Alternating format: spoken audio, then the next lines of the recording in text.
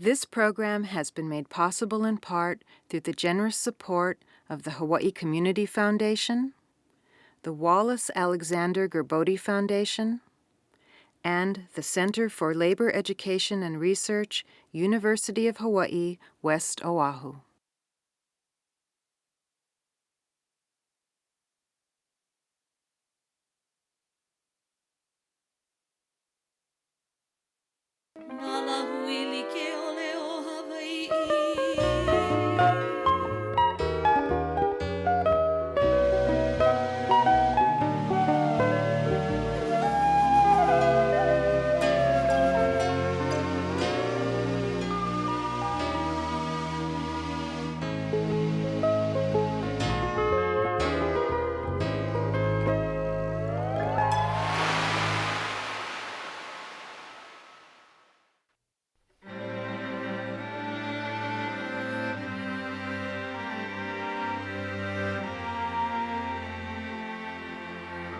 Brothers and sisters, our freedom today is in our own hands.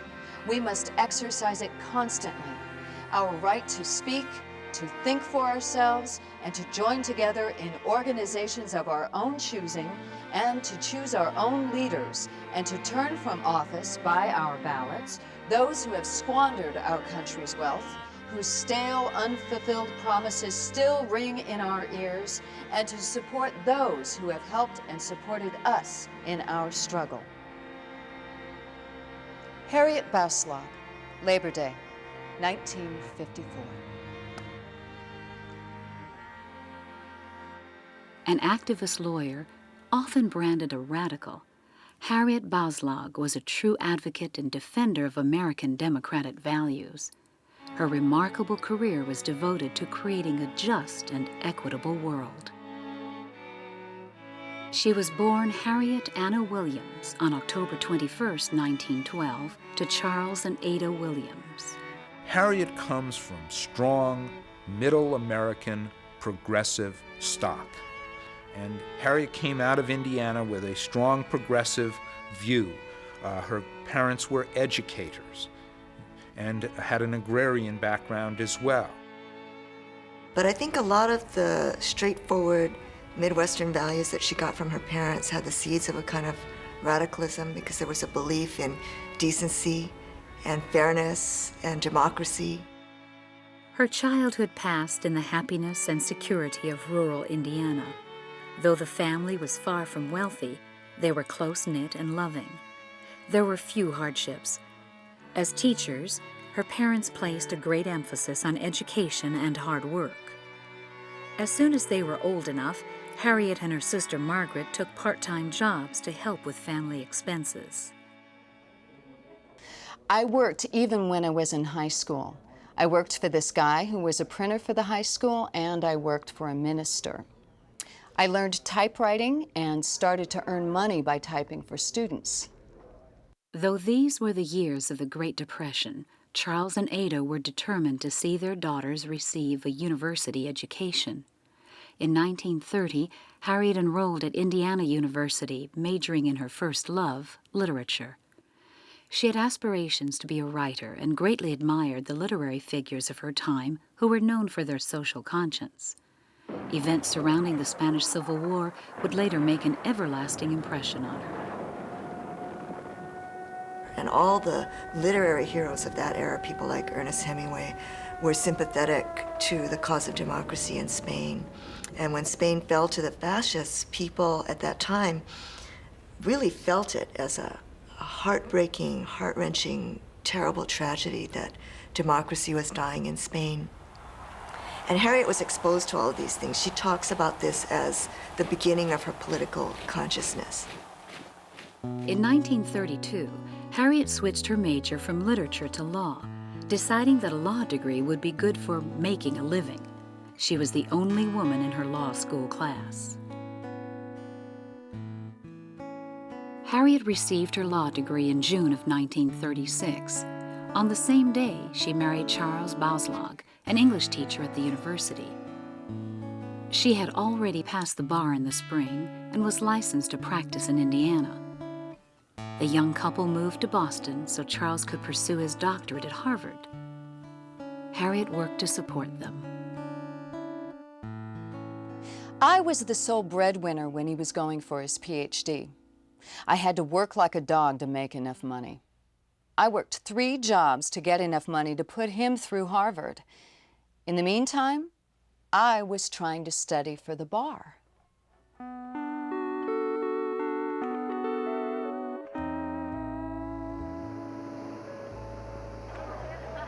In 1939, before Charles finished his degree, he accepted a teaching position at the University of Hawaii.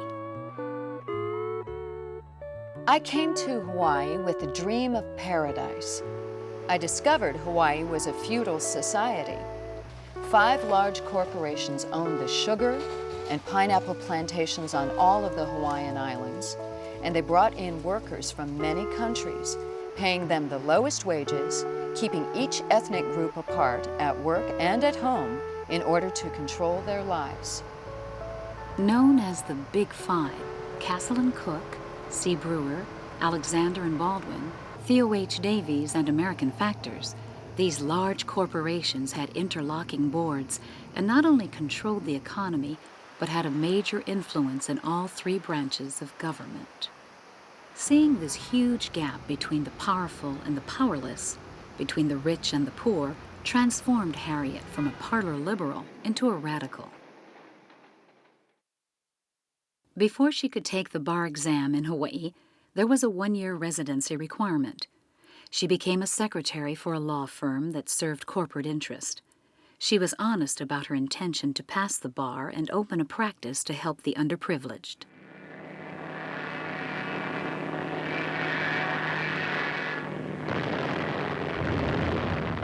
Everything changed on December 7, 1941, when Pearl Harbor was bombed and the United States entered World War II.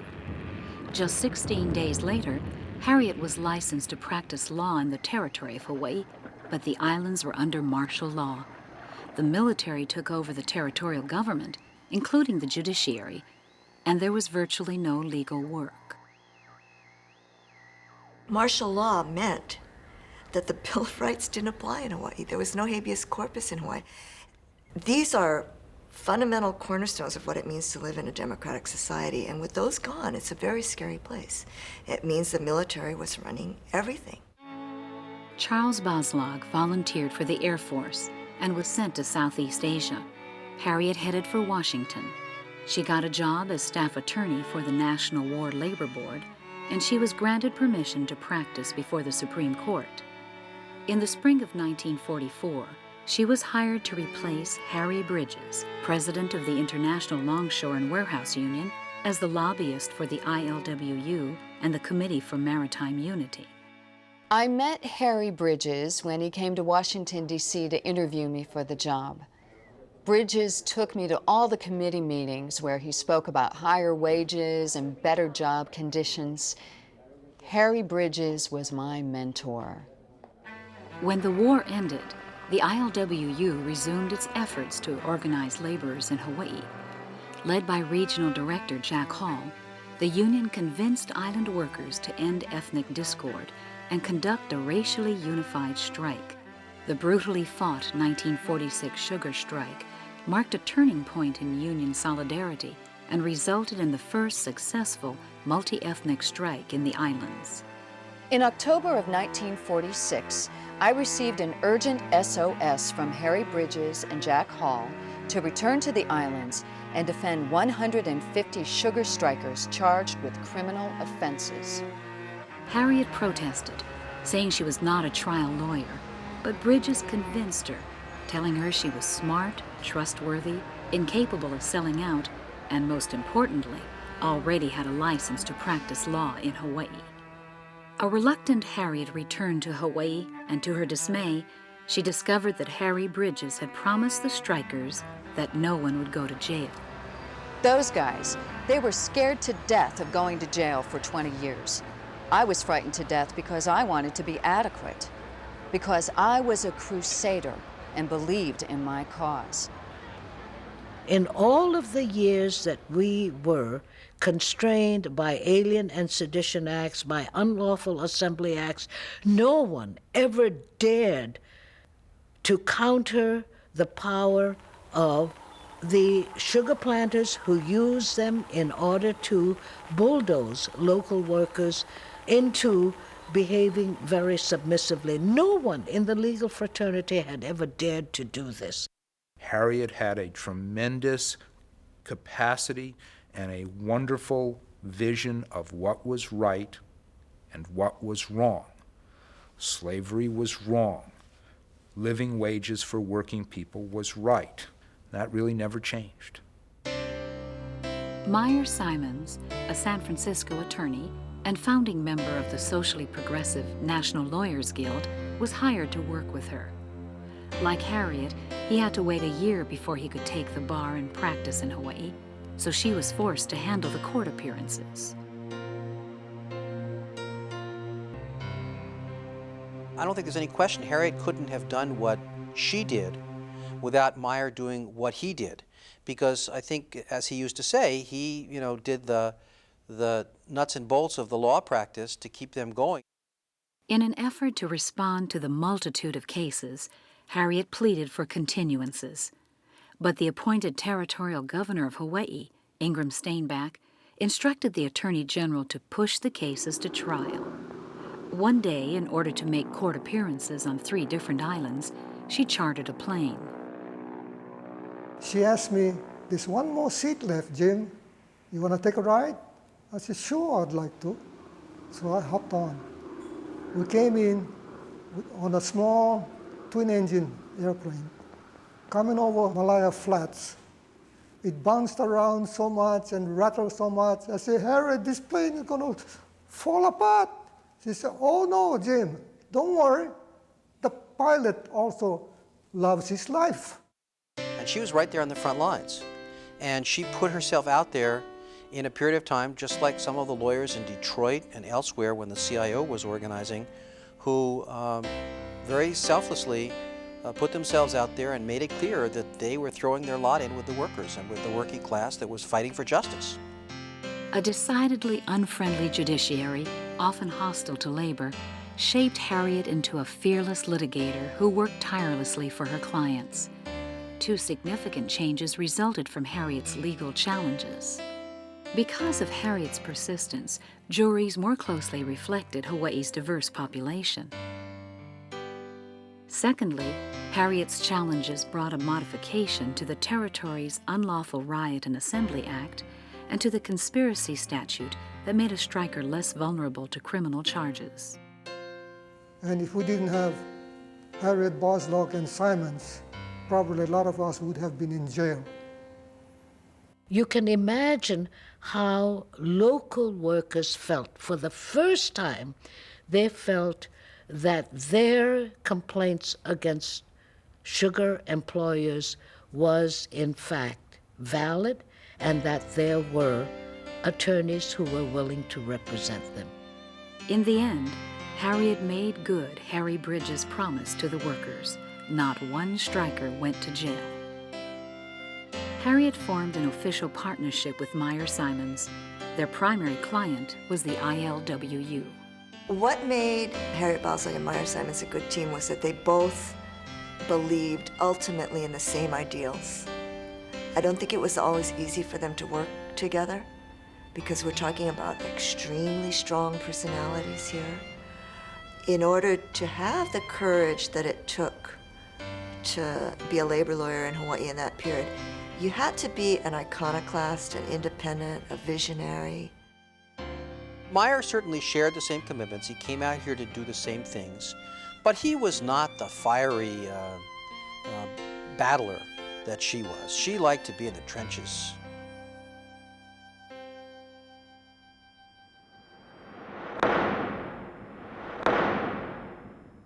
The ILWU was frequently associated with communism. In the 1920s and during the severe hardships of the Great Depression of the 1930s, some union members turned to communism and socialism because they believed these systems would improve conditions for the working class. It has never been illegal in the United States to be a member of any political party. But after World War II, politicians eager for the limelight began an anti-communist movement based on fear and intimidation that quickly mushroomed into a witch hunt. Trade unions, their leaders and members, were relentlessly hounded, and the ILWU became a natural target for red baiting. On November 11, 1947, Governor Steinbach gave a rousing anti-communist speech. 4 days later, a pamphlet entitled "The Truth About Communism in Hawaii" was released, naming John Reinecke, a high school teacher, as one of the leaders of the Communist Party in Hawaii. The purported writer of the pamphlet, Ichiro Izuka, was a confessed former communist and embittered ex-member of the ILWU. John Reinecke and his wife Aiko were intellectual, liberal community activists who strongly supported the ILWU. They were both brilliant and remarkable human beings. John Reinecke was a genius. People in linguistics who don't know anything about his politics see him as a giant in the field of sociolinguistics because of his work on Creole languages in Hawaii. He was really a Renaissance man. And she was the most loving, caring person. She was the kind of person, if she saw someone who had no home, she'd take them in. She knew some kid was struggling to get through the University of Hawaii and working 3 part-time jobs because they couldn't afford it. She'd feed that person. Despite their impeccable teaching records, on November 25, 1947, John and Aiko were accused of being communist, of not possessing the ideals of democracy. They were suspended from their teaching positions, pending a hearing before the Territorial Department of Commissioners of Public Education. Our law offices represented John and Aiko at their hearing. I represented Aiko. Cy and Gladstein from San Francisco represented John. Harriet sent a letter to every attorney in Honolulu asking for support. She pointed out that individuals were being prosecuted for political beliefs and reminded her colleagues that it was their duty as lawyers to preserve constitutional rights. No official can prescribe what shall be orthodox in politics, nationalism, religion, or matters of opinion, or force citizens to confess their faith therein. Board of Education versus Burnett. Not one attorney responded to her letter. We asked the ACLU to work for the Reineckes, and they said that the ACLU would not represent communists. So Steve Mirren and I organized the Hawaii Civil Liberties Committee. The committee raised money to help the Reineckes, supporting them financially and morally. I think given the political situation at the time, there was no possibility that the firing would be rescinded. In October of 1948, John and Aiko Reinecke lost their fight. John Reinecke's contract was canceled and his teaching certificate revoked. Aiko Reinecke retained her teaching certificate, but her contract was canceled. She tried to find work in private schools, but no school would allow her to apply. The Attorney General of Hawaii was forced to admit he had no evidence of any kind to attack either of the Reineckes as teachers. He had to admit they were fine, outstanding teachers, that whatever their beliefs were, they had tried to teach their students how to think, not what to think. The crime of the Reineckes was their walking the picket lines and their constant association and help to the workers. It was an injustice that Harriet would never forget.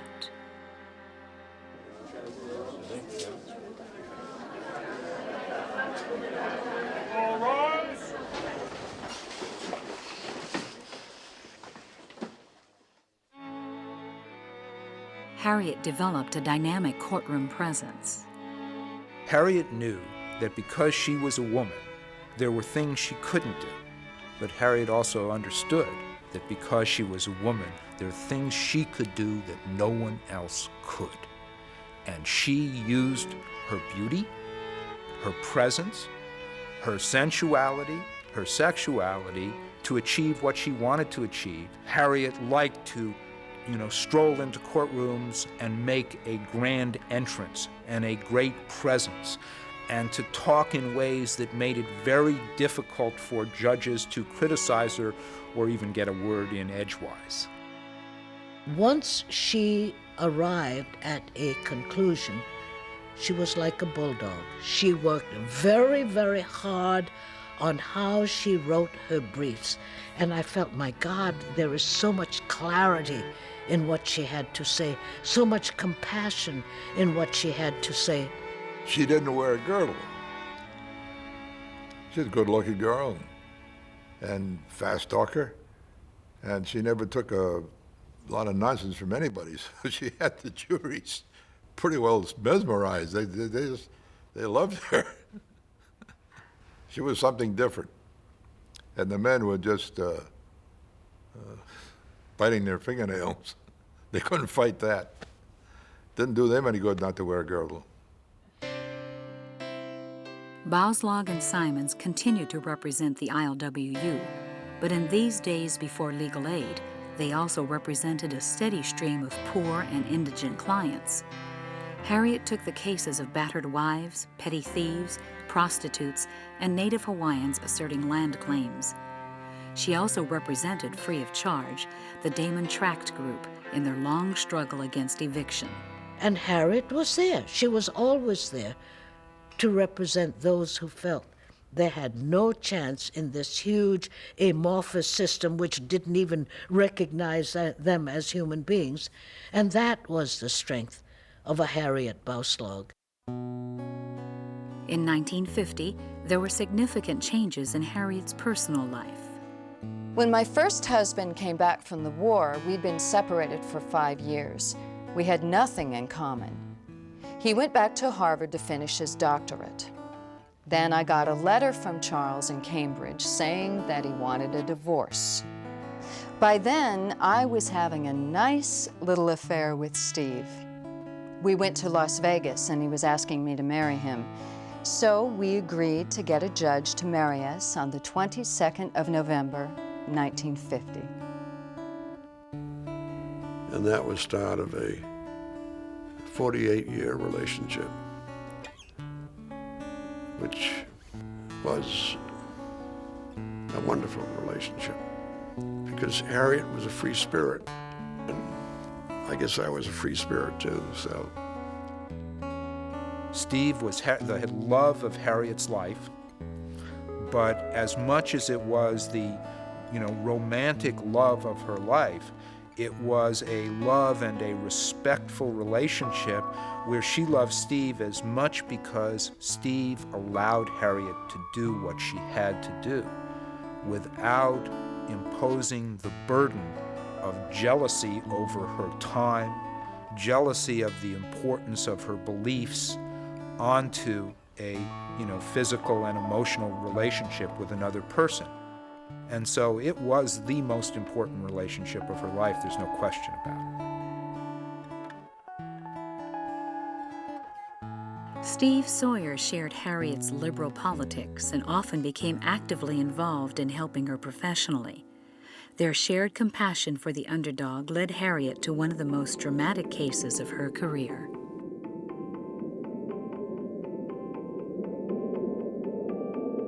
I think the most important case maybe in Harriet's life was Palakiko and Majors. And yet here's a case where she just came at this case by reason of a conversation that occurred at a cocktail party one night in Honolulu, where somebody said that wasn't it a terrible thing that these two young men were going to be executed in a few days? That's not right. And Harriet said, you know something, you're right, it isn't right. In March of 1948, two young men, James Majors, 21, and John Palakiko, 19, escaped from an Oahu prison work line. They fled to nearby Nuuanu Valley, broke into the house of an elderly lady, Therese Wilder, assaulted her, and left her bound and gagged. 4 days later, Mrs. Wilder was found dead. The two men were arrested. As there was no evidence of premeditation, they were charged with second-degree murder.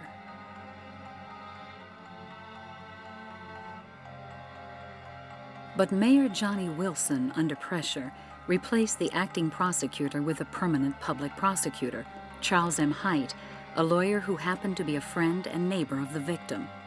A grand jury then indicted the prisoners on first-degree murder. They were tried, found guilty, and sentenced to death by Circuit Judge Carrick Buck.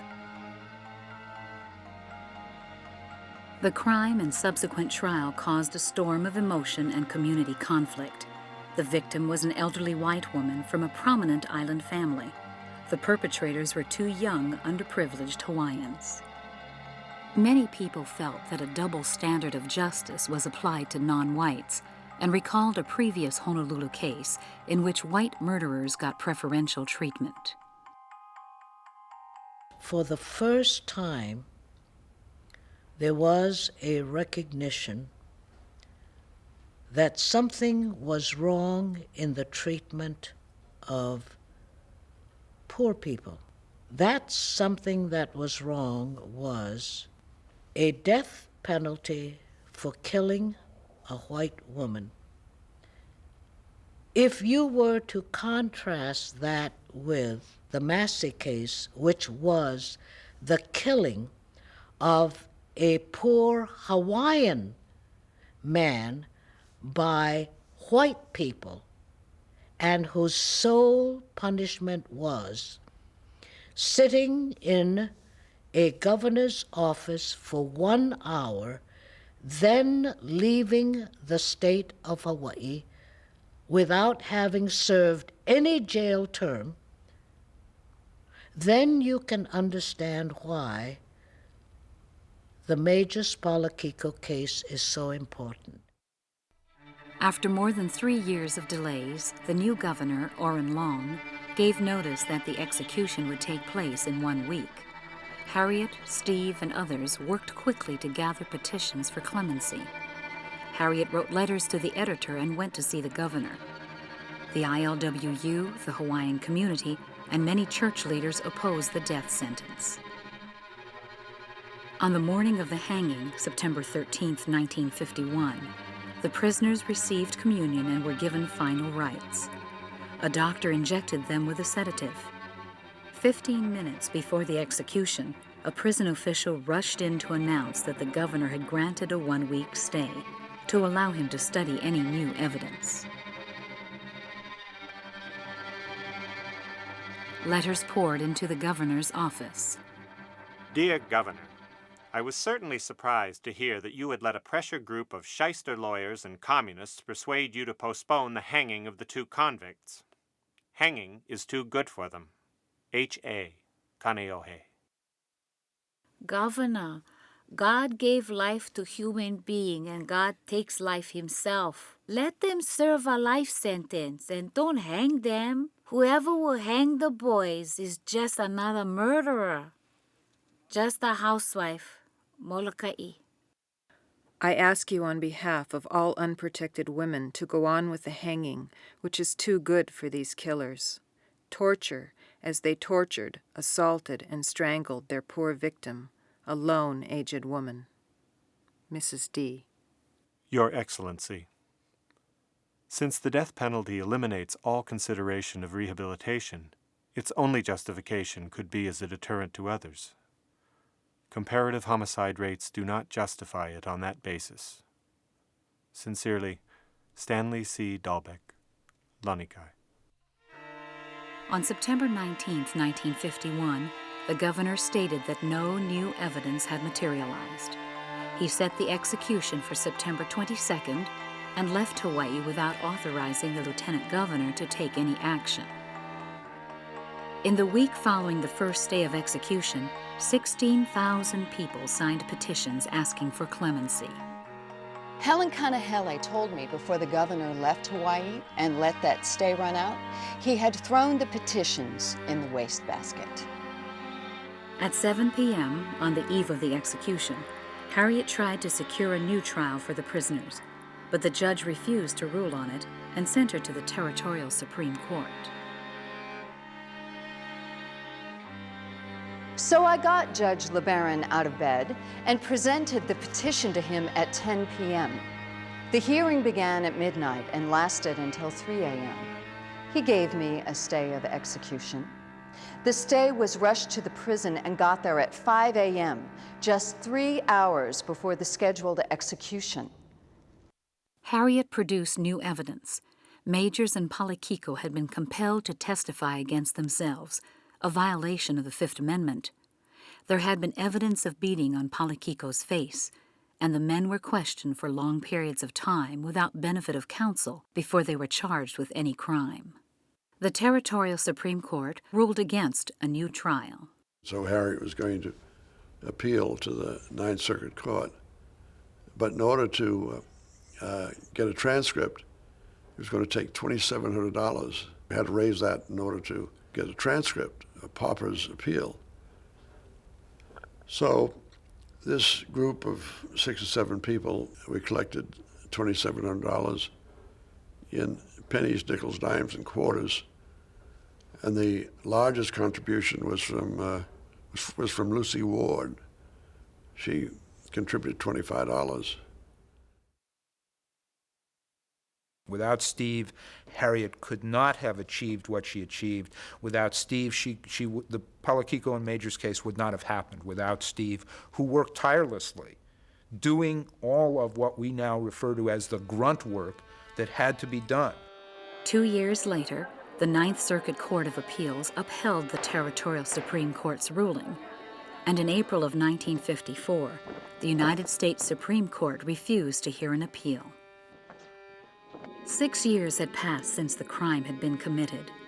There was yet another new governor in Hawaii, Samuel Wilder King, and Harriet appealed to him to commute the sentence. The governor granted 3 more stays of execution.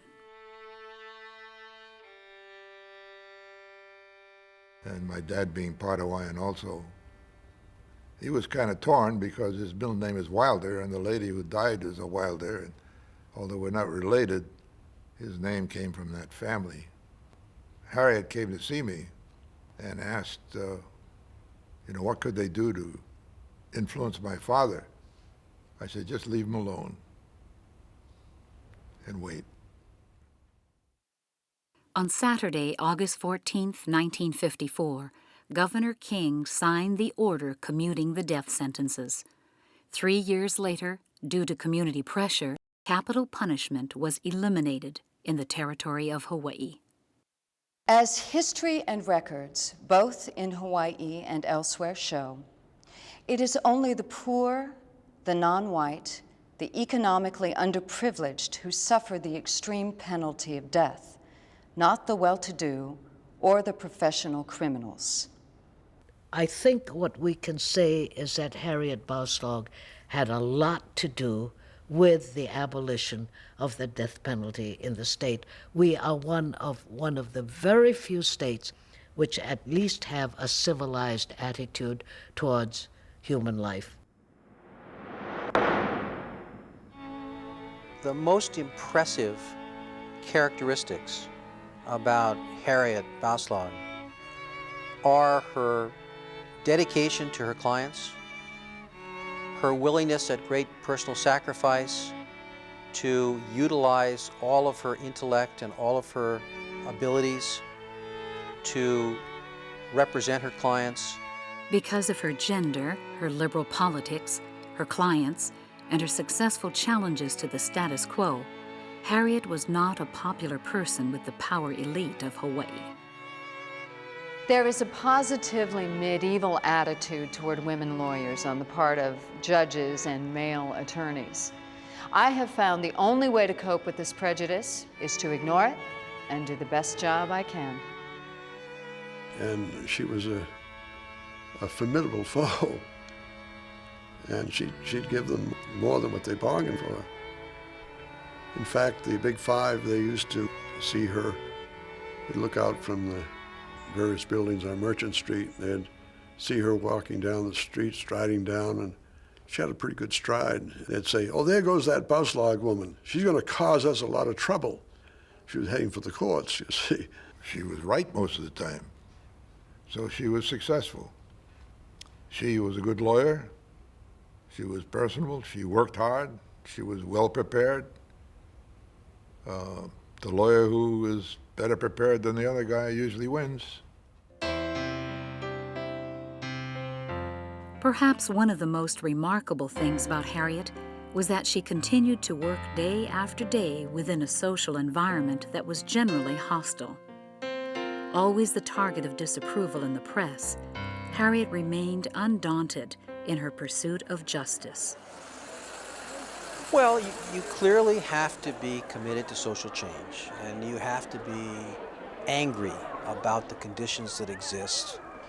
So a lot of anger and passion fuels what you do, and you really want change to occur.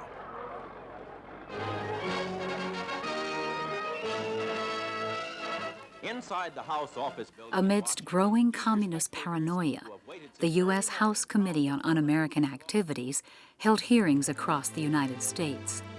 At the urging of Governor Ingram Steinbach, the committee came to Hawaii in 1950 to investigate the so-called threat. Many felt it was another of Steinbach's tactics to undermine the ILWU.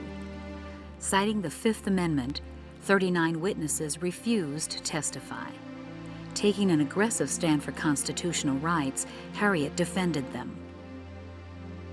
This committee has, in the past, denied due process of law and the rights of cross-examination, accepted hearsay and perjury as evidence, given a forum for American fascism, set itself up as a censor over science, education, and the cinema, and as an arbiter of political thought. It has instituted a regime of terror and fear and thought control over the American people.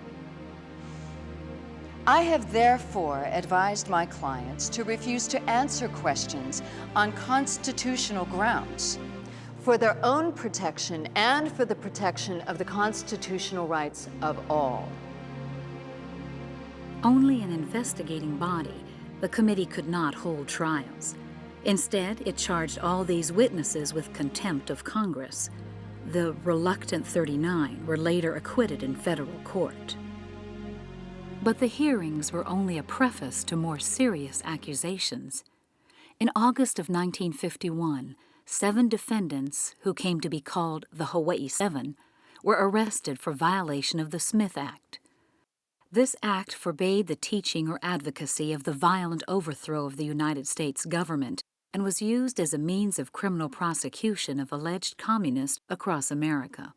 In Hawaii, among the accused were Jack Hall, regional director of the ILWU, John Reinecke, former schoolteacher, Charles Fujimoto, soil chemist, Eileen Fujimoto, former ILWU secretary, Dwight James Freeman, mechanic, Jack Kimoto, employee of the Honolulu Record, and Koji Ariyoshi, former Army lieutenant and editor of the Honolulu Record. The 7 were defended by Richard Gladstein of San Francisco as chief counsel, Abraham Weirin of the American Civil Liberties Union of Southern California, and Bouslog and Simons. Gladstein kept Harriet out of the courtroom and limited her job to doing research. None of them would let me say a goddamn thing. What Harriet could not say in court, she said in other ways. Her pamphlet, Fear, documents the serious erosion of civil rights during this era. Several weeks ago, a story came out in the newspapers that the ink on the Declaration of Independence and the ink on the Constitution was fading. A great concern was expressed, and these documents were embalmed in chemicals so that the ink would not fade. The danger in the United States today is not that the ink on the Declaration of Independence is fading, the ink on the Constitution.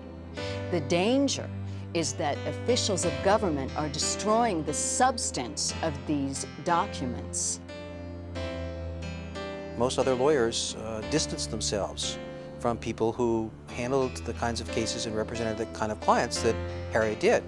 And Harriet went beyond that, of course. She didn't just represent them in court. She went out and encouraged them by giving speeches. She pushed the limits, certainly, in terms of the content and the nature of those speeches. And those were fiery speeches. It was the content of one particular speech that led Harriet into a battle, not only for herself, but for the rights of all practicing lawyers.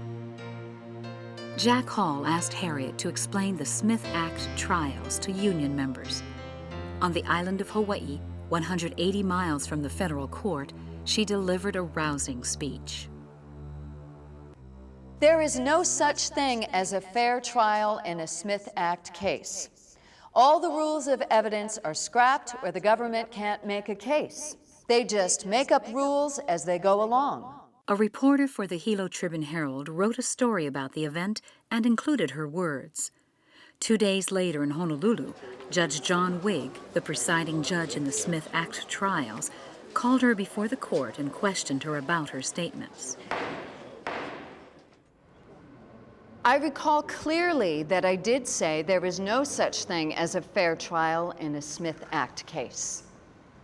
The reason was that years of propaganda which preceded the enforcement of the Smith Act have created such an atmosphere of hysteria that the very word communism has become a deadly label that is almost impossible for jurors to put out of their minds.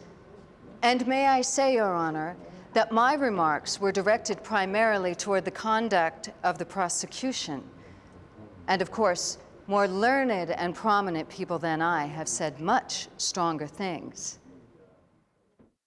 The judge ordered a further investigation, and in 1955, the Territorial Bar Association filed a complaint with the Territorial Supreme Court against Harriet for unethical conduct.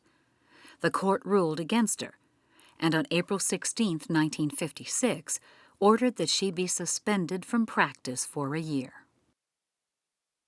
This suspension virtually equaled disbarment. Not only would she be required to take the bar exam again, but to be reinstated, she would also have to satisfy the territorial bar, her prosecutors, as to her good moral character. Never. The Big Five would never let them give me my license back. The goals of the people who had brought the case was to destroy the labor movement by trying to destroy those who were in service to the labor movement. It's unbelievable to law students today reading In re Sawyer that she was disbarred for making this speech, but she was. You have to remember who was deciding who gets disbarred in those days. It was the same people who were running the Big Five companies. Their lawyers were running the bar.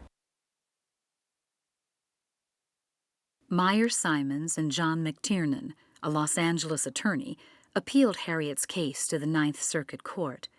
Harriet was allowed to practice law while waiting for her case to be heard. The Ninth Circuit Court ruled against her, 4-3. In a classic illustration of chauvinism, it chastised her for her lack of humility. But in his dissenting opinion, Judge Walter Pope warned that the decision served notice on all lawyers to hold their tongues in case some court decided that criticism of a prosecutor's procedures could be grounds for disbarment. Disheartened but not defeated, Harriet made plans to appeal to the U.S. Supreme Court. Harry Bridges, her longtime friend and mentor, tried his best to talk her out of it. The Hawaii 7 convictions had already been overturned. He tried to persuade her to cop a plea, to try to save her license, but she stubbornly refused. The United States Supreme Court heard her appeal and decided in her favor on June 29, 1959. The majority opinion stated that a lawyer's criticism of the rules of evidence does not constitute an improper attack on the judge, and pointed out that appellate courts find judges wrong on matters of the law daily. In the history of the legal profession, it's very important because it's the case that establishes the free speech rights of lawyers. And you see it all the time. When the trial is over, they go out and they talk to the press and they express their views. They have the right to do that because Harriet established that principle in American law. Though Harriet championed the underdog and the working class, she loved the good life and was well known for keeping chilled bottles of champagne on hand at the office. She and her husband Steve made successful investments in real estate that ensured a comfortable lifestyle. But true to their socialist ideals, they carefully avoided any investment that might inflate housing prices in working-class neighborhoods. Philosophically, I'm a radical, but I live in a capitalist system and I make money from it. You might describe me as a peasant with a taste for luxury. Harriet was an incredibly brilliant business person whose investments, far exceeded the returns of certainly any of the so-called financial wizards of Hawaii. Harriet also believed that you ought to invest locally. And while I asked her, Harriet, do you think that out of loyalty to your state or to your country? She said, no, the reason I think you ought to invest locally is you ought to be able to watch the crooks walk down the street with your money. In 1966, Harriet was in a major auto accident. Her face was shattered and her jaw was broken in 14 places. Only after plastic surgery and weeks of hospitalization was she able to return to work. By the 1970s, the ILWU had achieved many of its goals, and the legal needs of its members had drastically changed. They were now working people who needed help with wills, trust advice, divorces, and other standard legal services. Those issues are far less emotional to someone than the issue of whether or not somebody would continue to be effectively kept as a slave on a plantation. The relationship between the members of Harriet's firm became uneasy. Older and having achieved their goals, some of her partners now wanted to become a part of the power structure itself. After nearly 3 decades, the firm of Bouslog and Simons dissolved. She had no desire to become a political power in the state of Hawaii from an individual standpoint. Her goals were to help the people that she thought were oppressed in achieving and obtaining a seat at the table of power. And by 1979, she had accomplished that goal. And it really was a very trying time for Harriet in terms of finding something satisfying to do in the face of her tremendous success. In the 1970s, Harriet took an active part in a committee to restore justice for her clients, John and Aiko Reinecke. By this time, the communist hysteria was part of history, and after nearly 30 years, the school board agreed to reopen the 1948 dismissal. John Reinecke's teaching certificate was restored, and the board formally apologized to Aiko. The Department of Education reaffirmed its policy guaranteeing freedom of political belief and recommended that the Reineckes receive financial restitution from the state of Hawaii. Harriet filed a complaint asking for reward of damages based on loss of income and pensions and on denial of civil rights.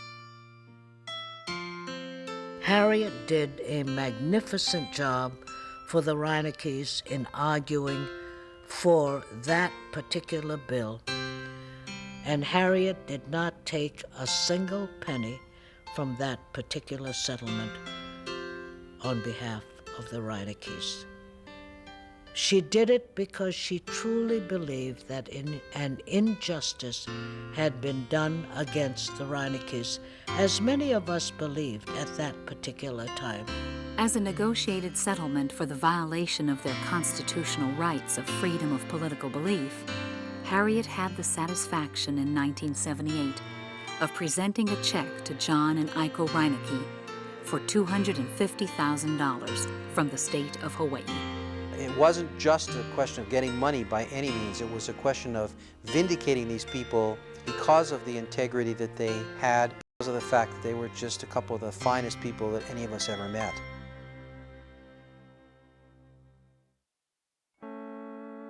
After years of hard-fought battles, in the later part of her life, Harriet Bouslog finally received public recognition and honors for a heroic and brilliant career. One of the most gratifying was a lifetime honorary membership in Local 142 of the ILWU. I am proud of my work. I feel my efforts as an attorney contributed to the great achievements the ILWU accomplished in organizing the workers in Hawaii on the vast sugar and pineapple plantations, as well as the longshoremen. The conflict of forces led to strikes to improve working and living conditions and to put pressures on both law and custom, affecting the participation of the great non-white masses in the community life of the islands. Harriet also received the Allen Saunders Civil Liberties Award and the Hawaii Women Lawyers Distinguished Service Award.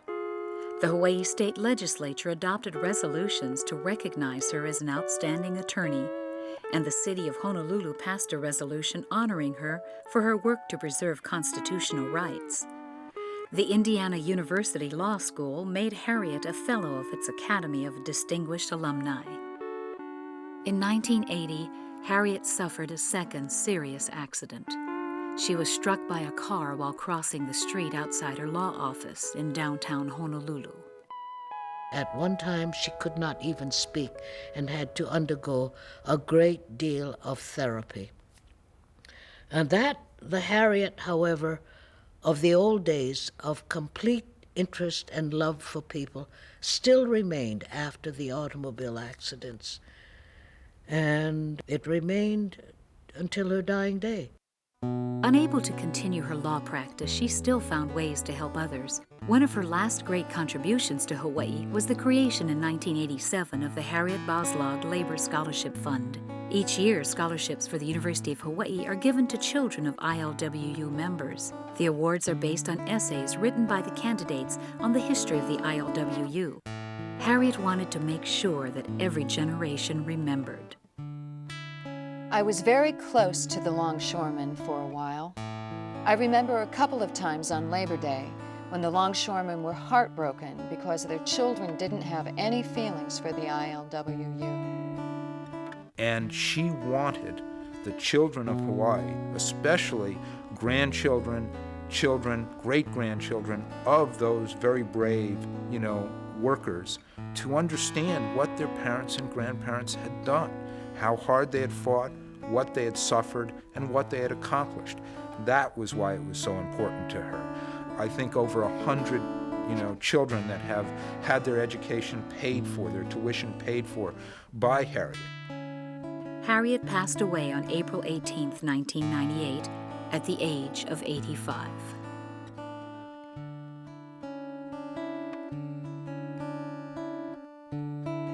Well, I think Harriet would want to be remembered as a person who helped working people achieve social justice.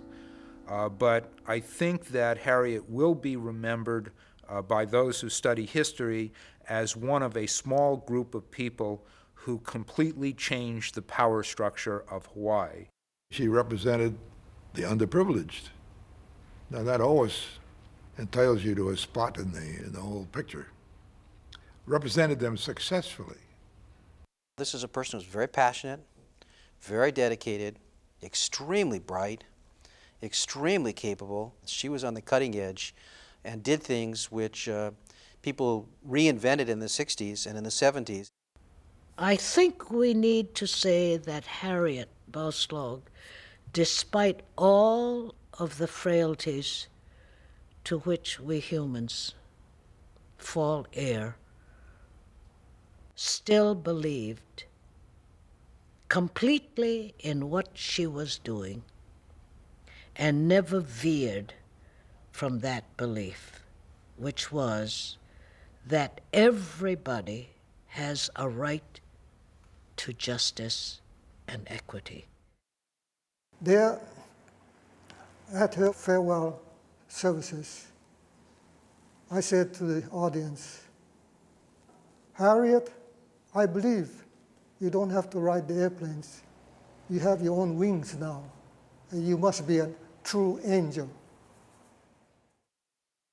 I think the way to understand Harriet was she was smart and brave, and she was those things in a period of time in which someone like that could have an incredible life and make an incredible difference.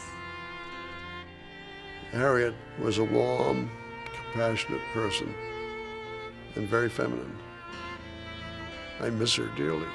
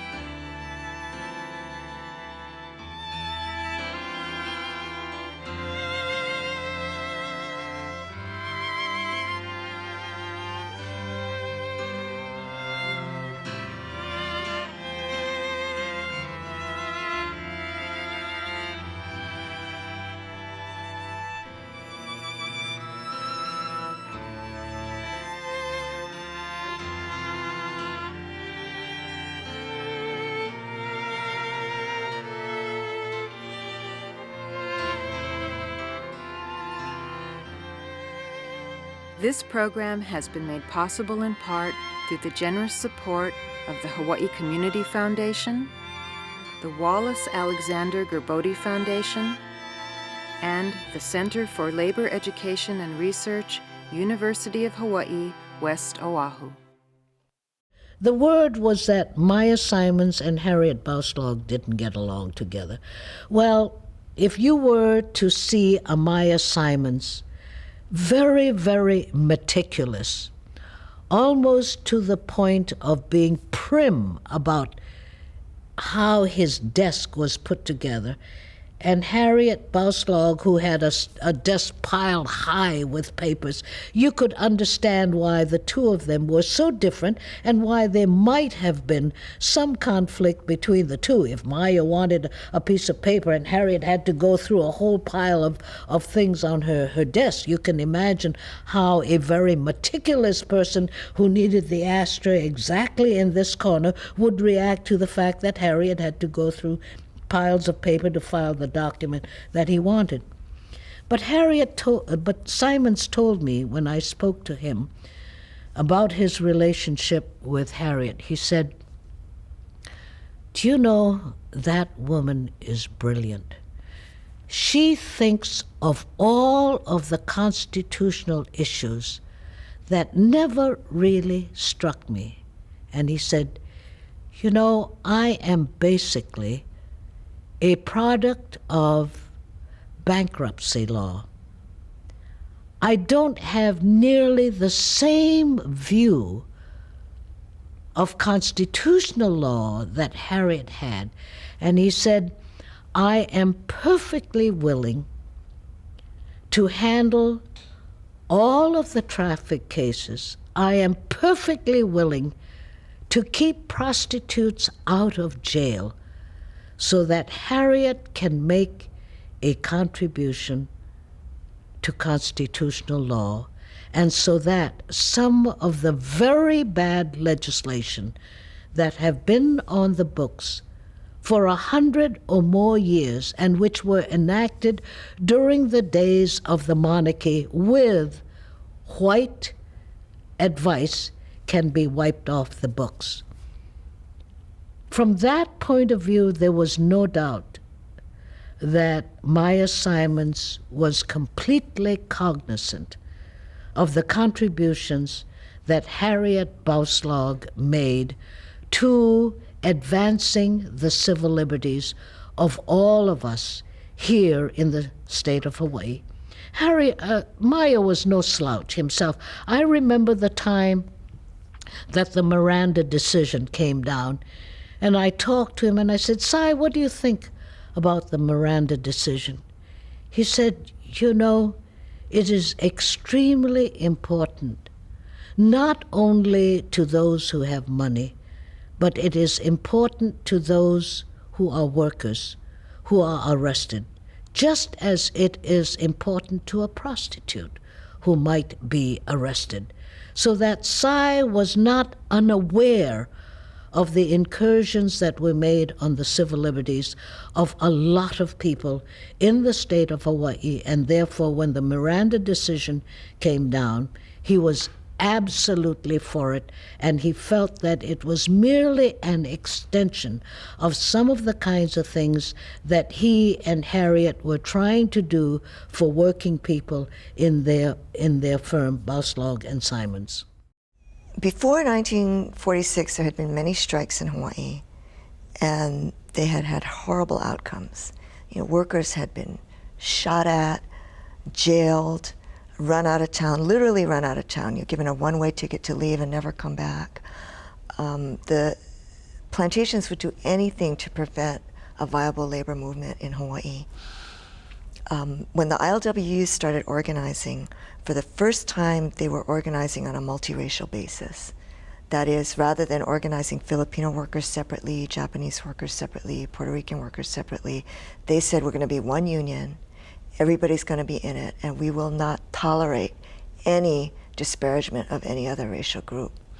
And with that strategy, for the first time, they got a unified strike. And the plantation tried the same tactics that they'd always tried, arresting hundreds of workers on trumped-up charges, bringing conspiracy charges against the union. And it had always worked before, so they thought it would work again. But the ILW had learned from the mistakes of the past, and because they had this very radical vision of racial equality, they had the potential of a successful strike for the first time. But the hold of the oligarchy on the state was so strong that you couldn't find lawyers willing to defend sugar workers who were jailed during the strike. It was a very scary thing. If you were a lawyer, you represented them, you'd never work again in this town. So the ILWU said to Harriet Bouslog, we need you to go to Hawaii. You know Hawaii, you've lived there before. We trust you. You've got to go. And she said, oh, I'm not a criminal defense attorney. I can't do this. And they said, we need someone we trust more than we need an expert in criminal law. So Harriet came out here, and she landed at the airport and immediately went to work. She started bringing constitutional challenges to these trumped-up charges that were brought against the workers. And no one had ever done this before. No one had ever given poor plantation workers legal representation in Hawaii. And so the other side was not prepared for this, because before they would bring trumped-up charges.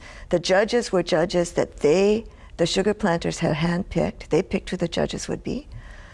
So when Harriet and later her partner Myers Simons brought these legal challenges, wow, the Constitution is going to apply in Hawaii? That was news, because they thought they didn't have to abide by the law. And the strikers were let out of jail. Now that's very empowering for the rank and file of the union to see, gee, in the old days they would put us in jail and we stayed there. Now we got lawyers, and as soon as the lawyers show up, we get out. Because there really was no legal basis for locking up people just because they wanted to join a union. Before they would say, oh, you spit on the sidewalk, boom, you're in jail. But they couldn't do that anymore because suddenly there was a defense. So I wouldn't go so far as to say that the lawyers made all the difference. It was the rank and file of the ILWU that made all the difference. But it was important for them to have this tool at their disposal, that they could get out of jail when trumped-up charges were brought against them, that the Constitution would apply. And that helped with the goal of empowering and organizing workers and teaching them something that for 100 years they had learned they could not do, which is stand up to the bosses. The ILWU was trying to organize the least advantaged workers in Hawaii. And you don't do that if you can't meet people where they are. And where people were was they had experienced extreme racial subjugation. We had a segregated school system in Hawaii, for example. segregated nominally by language, but that was a marker for race. In other words, if you spoke what they called English Standard, then you went to one school, and if you didn't speak English Standard, then you went to another school. Now, who didn't speak English Standard? The non-whites. It was understood that there were places you couldn't go if you weren't white. There were organizations you couldn't join, recreation you couldn't participate in. Politics was largely closed to many non-whites, including what they called in those days the Asiatics. So to empower people who come from a lifetime of experience of being treated by dirt because of the color of your skin, you have to start talking about the color of your skin. And what the ILWU said was, we are one union, and we will not tolerate one racial group looking down on another. You know, the plantation system had been set up so there were segregated camps, and you got maybe a little more privilege if you were Japanese as opposed to Filipino. And so the Portuguese looked down on the Japanese looked down on the Okinawans looked down on the Filipinos looked down on the Puerto Ricans. There's an attempt to separate workers, play up these animosities among races so that they couldn't organize. So the first thing the ILWU had to say was, we don't do that in this union. And to educate people about why we don't do that. And one way that you do that is you put people from all those races in the leadership. And they're all in the same room. And they're working together, and they're coming to respect each other's intellectual powers. And that's how they did their organizing. So it's very important to address the racial issue in order to get at the class issue in Hawaii. If Harriet were trying to say, what did I accomplish in my lifetime? The ILWU workers, these are agricultural workers. This is the bottom of the American labor hierarchy. Look at how migrant workers are treated today on the continental United States. They ended up, when the ILWU was through, with the best benefit package of any group of workers in the United States. I mean, they had medical care, eyeglasses, drugs, you name it, that was all in their benefit package. A solid retirement package that would take care of them from the day they stop working to the day they die. How many American workers have that today? She would say, we got rid of the death penalty in Hawaii. It was a major accomplishment through the consciousness raising that came out of Major Kiko, and then followed up with work in the legislature, a legislature that was then populated with legislators who were sympathetic to the democratic social movement that the ILWU happened to bring about. Harriet would say, we did it. We got rid of the death penalty, and it's never come back. There have been many efforts to revive the death penalty in Hawaii, and every time it was beaten back. And Harriet was there testifying the last round when they tried to reestablish the death penalty in Hawaii. And I'm not sure she would recognize this, but I certainly do, that the work that Harriet and her partners, and more importantly, the rank and file of the ILWU did in Hawaii, really changed forever the social, economic, and political structure of the entire state. You know, I got my legal education at the William S. Richardson School of Law. Well, where did William S. Richardson, a Hawaiian, sympathetic to poor and working people in Hawaii, how did he become the Chief Justice of the Hawaii Supreme Court? It was because of the democratic revolution in Hawaii, which the ILWU deserves a lot of credit for. And people like John Burns and Bill Richardson fought for public education in Hawaii. They fought for the medical school and the law school over the opposition of the remnants of the Big Five oligarchy. They didn't want a law school in Hawaii. And the corporate lawyers from downtown came and testified about why we don't need a law school. Of course, now their letterhead is full of VUH law school graduates. But they opposed it. But because of the power of the Democratic Party in Hawaii, we were able to get professional education in Hawaii, so someone like me, a public school kid from Hawaii, could get a legal education. And that made a difference in so many lives in ways that I think many beneficiaries don't even see all the connection of how the ability to get a legal education in Hawaii is tied to what Jack Hall and the rank and file of the ILWU, supported in a supporting player role by people like Harriet Bouslog, how they brought that about. So many people benefit from that. Well, there were certainly occasions when I would approach them and ask them for the opportunity to come and sit down and talk and try and figure out a situation either involving a case or responses to things that I had done. And they were always amenable and open to that, and I would go over to their office and talk to them or have lunch. There were a couple of occasions when I can recall specifically where I would get calls saying, gee, I heard you did this and that, and maybe you ought to come over and talk about it because we're a little concerned about how what you did is being perceived or being responded to. There was one in particular that was particularly sharp where in the case in which I represented John Lincoln, we had a very bitter appellate argument, and actually Judge Burns, Governor Burns' son, was the chief judge in that case, and they issued an opinion which was a horrendous opinion. It was later reversed by the Ninth Circuit Court of Appeals. But I got that opinion. I was asked by somebody in the media to respond to it. I made some comment about how the real criminals in that case were the ones wearing black robes.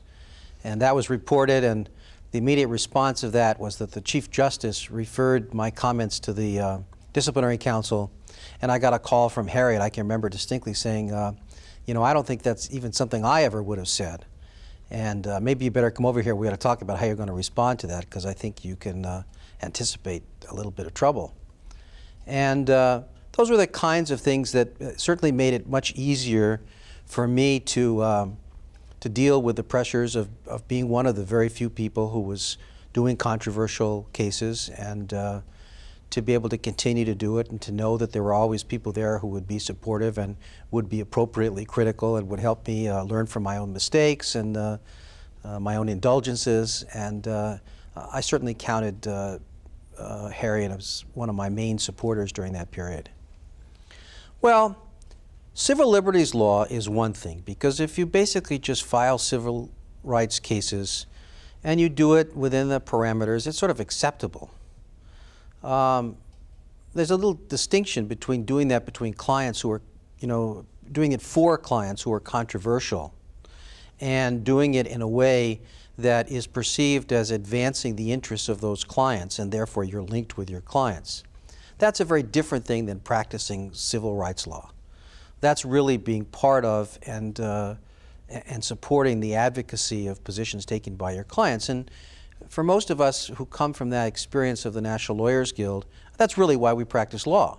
We practice law not merely because we want to uphold the Constitution, but because we want to use the Constitution to advance the interests of what our clients are saying and doing. In Harriet's case, it was the ILWU, and obviously she was painted with the brush of the ILWU and quite accurately perceived to be an advocate for what the ILWU and Jack Hall and the leadership here were fighting for. And when that happens, then certainly in the community, people treat you as they would treat them. And you know, up until the 60s at least, there was kind of a convention that we would be attacked, we would be charged with misconduct with professional organizations, there would be efforts to disbar us or to hold us in contempt or to discipline us, and those were the kinds of things we expected. After the 60s, things took even a sharper turn, and there were a number of lawyers who were physically assaulted, a couple who were shot and killed, basically because of the degree of advocacy and the close links that we had with our clients. And that was kind of an evolving thing. And of course, it's much sharper in places like Peru and South America, Mexico, where lawyers regularly have been exposed to the kinds of physical attacks and threats on them and their families because of their representation of certain clients. And you know, there are people who step forward in that situation and defend us because they recognize our right to represent those people, And there are other people who, in the community, including lots of lawyers, who think that we shouldn't represent them, and we certainly shouldn't represent them in a manner that advances their interests. And, that's the source of a great deal of controversy and conflict.